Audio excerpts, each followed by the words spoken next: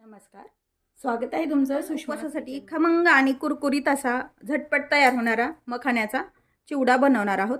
हा चिवडा बनवून तुम्ही एअरटाईट कंटेनरमध्ये ठेवून अगदी कुरकुरीत राहतो या पद्धतीने बनवलेला रेसिपी नक्की करण्याआधी तुम्ही जर माझ्या चॅनलवर नवीन असाल तर चॅनलला सबस्क्राईब करा, लाईक करा, तसेच बेल नोटिफिकेशन पण ऑलवर तुम्ही अजून कोणत्या रेसिपी तयार करता ते कमेंट करून सांगायला विसरू नका। आता आपण मखाना चिवडा बनवण्यासाठी लागणारं साहित्य पाहूया। उपवास स्पेशल मखानाचा चिवडा बाउल भरून मखाने घेतलेत। अंदाजा हे 50 ग्रॅम मखाने आहेत। कच्चे शेंगदाणे घेतलेत, खोबऱ्याचे काप करून, हिरवी मिरची, पिठी साखर, उपवासाचं मीठ आणि आमचूर पावडर।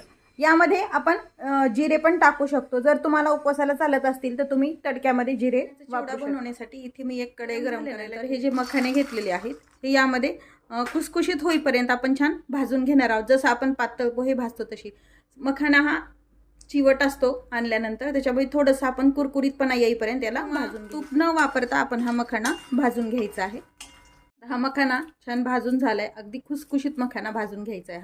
हा एका प्लेटमध्ये तुम्ही साजूक तूप वापरू शकता किंवा मग उपवासाचं शेंगदाणा तेल वापरू शकता। मी उपवासाचं शेंगदाणा तेल टाकून घेतेय। जसं तुमचं मखाण्याचं प्रमाण असेल तसं तुम्ही तेल वापरायचं। गरम झाल्यानंतर हिरवी मिरची टाकून घ्यायची। यामध्ये तुम्ही जिरं पण वापरू शकता। थोडी तळून झाल्यानंतर यामध्ये तुम्ही शेंगदाणे टाकू शकता।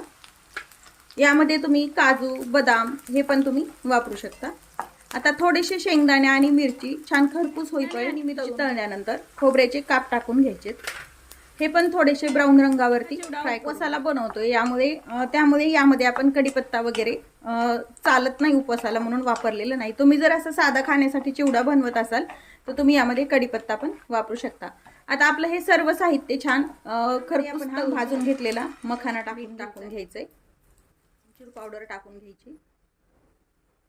साखर मात्र आपण नंतर थंड झाल्यावरती टाकणार आहोत आणि हे आता सर्व मिक्स करून घ्यायचंय।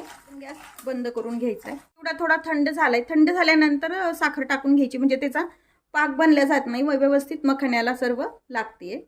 आणि पुन्हा हे एकदा मिक्स करून खमंग आणि अगदी खुसखुशीत असा मखाण्याचा उपवासाचा चिवडा रेसिपी नक्की करा। चॅनलला सबस्क्राईब करा, तसेच बेल नोटिफिकेशन पण ऑलवर प्रेस करा, म्हणजे तुम्हाला माझ्या प्रत्येक नवीन रेसिपीचं नोटिफिकेशन सर्वात आधी। रेसिपी सोबत पुन्हा भेटूया, तोपर्यंत बाय बाय। व्हिडिओ पाहिल्याबद्दल खूप धन्यवाद।